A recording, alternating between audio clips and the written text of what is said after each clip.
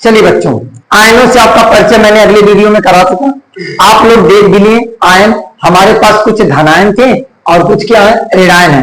अब हम इन्हीं आयनों की सहायता से सरल यौगिकों के सूत्र को लिखेंगे। हम आपको बताएंगे कि कैसे सरल यौगिकों का सूत्र लिखते हैं, कैसे लोग जो है इतने ज्यादा सरल यौगिकों के सूत्र याद रखते हैं। वो याद नहीं रखते हैं, वो टेक्निक एक पकड़े हैं, उस टेक्निक से उनके सूत्र को लिखते हैं, चाहे जो भी सरल यौगिक हो। जैसे सोडियम हाइड्रोक्साइड हो गया, जैसे पोटेशियम हाइड्रोक्साइड हो गया, जैसे कैल्शियम हाइड्रोक्साइड हो गया, जैसे कैल्शियम क्लोराइड हो गया, जैसे सोडियम क्लोराइड हो गया, जैसे कैल्शियम फास्फेट हो गया, जैसे सोडियम फास्फेट हो गया, जैसे सोडियम कार्बोनेट हो गया। ये जितने भी यौगिक हैं कक्षा 10 में ही प्रयोग होंगे। और ध्यान रखना, इनका सूत्र आपको याद होना बहुत जरूरी है। अगर ये याद आपको है, मैं वादा करता हूं केमिस्ट्री आपको अच्छे से समझ में आएगी। तो ये याद करने का तरीका अगर 2-4 रहते तो ठीक है, बहुत ज्यादा तो रटाएगा नहीं इनसे। जब नहीं रटाएगा, एक टिक दे रहे हैं, बस आप आयन रट जाइए, ये ऋणायन जो इनको रट जाइए, और जो धनायन है इनको रट जाइए। धनायन और ऋणायन बेटा जब रट जाएंगे आपने, तो कसम से बता रहे हैं, इतना मतलब अच्छे से आपको तैयार हो जाएगा कि आप कहेंगे कि हाँ भाई क्या बात बताई आपने। चलिए कैसे लिखते हैं धनायन और ऋणायन, धनायन और ऋणायन की सहायता से कैसे हम सरल यौगिकों का सूत्र लिखते हैं, अब ये बताता हूं। चलिए यहां देखिए, सबसे पहला धनायन हमारा क्या है, हाइड्रोजन आयन। चलिए यहां से एक धनायन लेते हैं जिसका नाम है हाइड्रोजन आयन, और यहां से एक हम हाइड्राइड को छोड़ देंगे क्योंकि दोनों सेम जात का है, इनको छोड़ देंगे। ठीक है, दूसरा लेते हैं। देखिए दूसरा इसमें है ऋणायन, क्या, फ्लोराइड आयन। चलिए एक तो हमने ऋणायन ले लिया, फ्लोराइड आयन। अब देखिए बेटा, ये हाइड्रोजन आयन है, ये फ्लोराइड आयन, इसके ऊपर एक प्लस इसके ऊपर है, इसके नीचे एक लिखना, एक तो लिख रहे हैं। जितना प्लस होता है बेटा उतना ही इसकी संयोजकता होती है। क्या बोला मैंने, जितना प्लस होगा उतना ही संयोजकता होगी, और जितना ऋणायन पर ऋण होगा उतना ही भी इसकी संयोजकता होगी। तो धनायन की संयोजकता प्लस से देखेंगे और ऋणायन की संयोजकता माइनस से। अब इसका जो है एक इधर आ जाएगा और इसका एक इसके बगल में, और दोनों को हम देंगे मिला, क्या बनेगा, HF।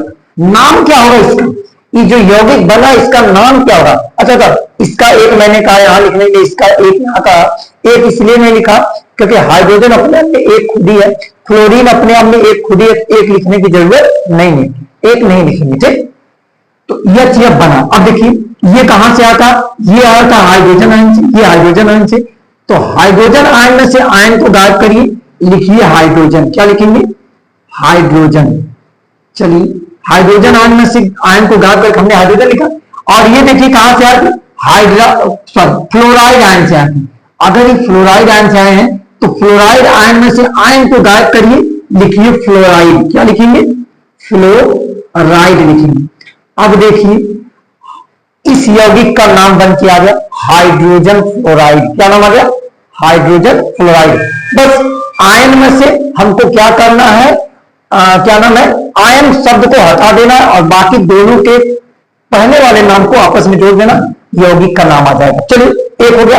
अब इसी हाइड्रोजन की मुलाकात आप क्लोराइड आयन से कराइए।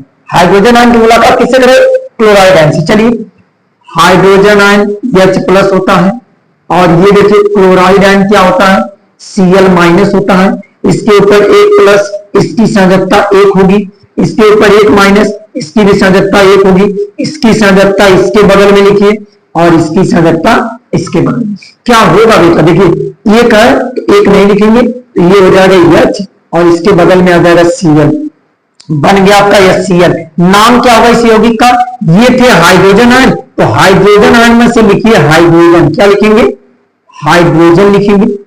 और क्लोराइड आयन में से लिखिए क्लोराइड। क्या लिखेंगे, क्लोराइड। और इस यौगिक का नाम आपको मिल गया हाइड्रोजन क्लोराइड। क्या नाम मिल गया बेटा, हाइड्रोजन क्लोराइड। इसी तरह से हाइड्रोजन की मुलाकात करवा दीजिए ब्रोमाइड आयन से।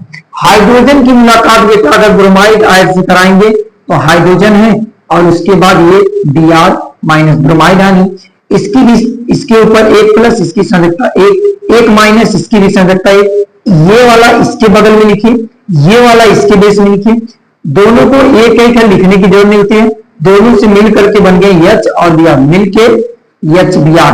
नाम क्या हो जाएगा, ये हाइड्रोजन आयन है, हाइड्रोजन आयन का हाइड्रोजन, हाइड्रोजन आयन का क्या लिखेंगे, हाइड्रोजन, हाइड्रोजन आयन का हाइड्रोजन, और ब्रोमाइड आयन का ब्रोमाइड लिखेंगे, ब्रोमाइड आयन का ब्रोमाइड लिखेंगे। नाम क्या हो जाएगा बेटा, हाइड्रोजन ब्रोमाइड। क्या नाम हो जाएगा, हाइड्रोजन ब्रोमाइड हो जाएगा। तो आपको समझ में आया, एक धनायन उठाइए, एक ऋणायन उठाइए, दोनों की मुलाकात कराइए।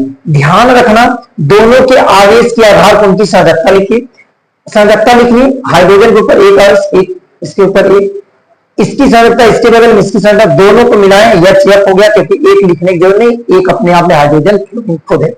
नाम हो गया हाइड्रोजन फ्लोराइड। क्या नाम हो गया, हाइड्रोजन फ्लोराइड। उसी तरह हाइड्रोजन क्लोराइड बना यहाँ पे, उसी तरह हाइड्रोजन ब्रोमाइड बना, ठीक है।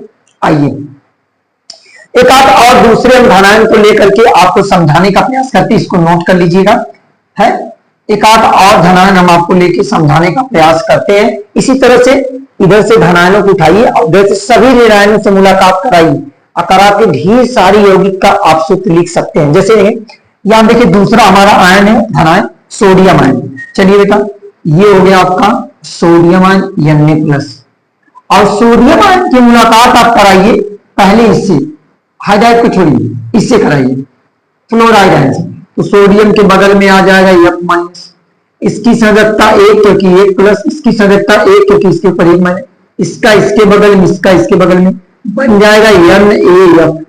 क्या बनेगा, NaF। NaF का नाम क्या होगा जो यौगिक बना, इसका नाम होगा बेटा, इसका नाम सोडियम आयन से है तो इसका सोडियम लिखेंगे, और ये फ्लोराइड आयन से आया है तो इसको फ्लोराइड लिखेंगे, फ्लोराइड, बस आयन गायब कर देंगे। क्या नाम हो जाएगा बेटा, सोडियम फ्लोराइड। क्या नाम हो जाएगा, सोडियम फ्लोराइड। इसी तरह सोडियम की मुलाकात करा दीजिए।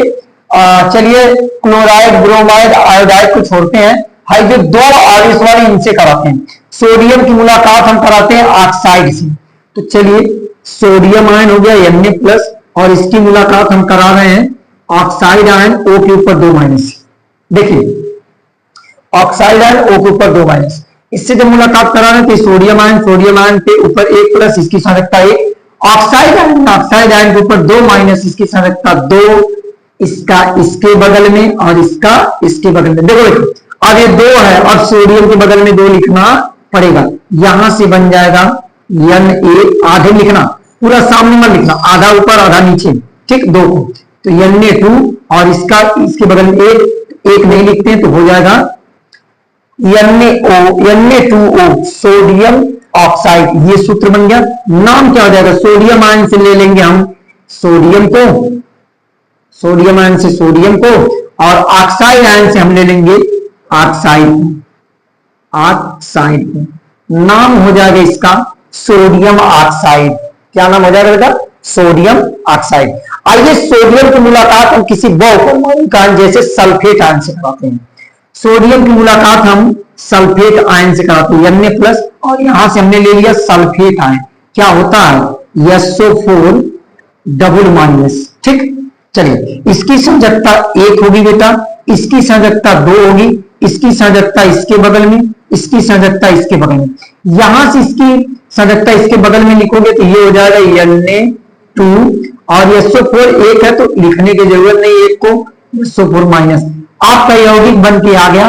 नाम क्या हो जाएगा, इसका नाम है सोडियम, क्योंकि ये सोडियम आयन है तो वो आयन हटा देना, इसका नाम है सोडियम, और इसका नाम सल्फेट आयन, तो सल्फेट में से आयन हटाना है और लिखना है सल्फेट। क्या लिखना है, सल्फेट।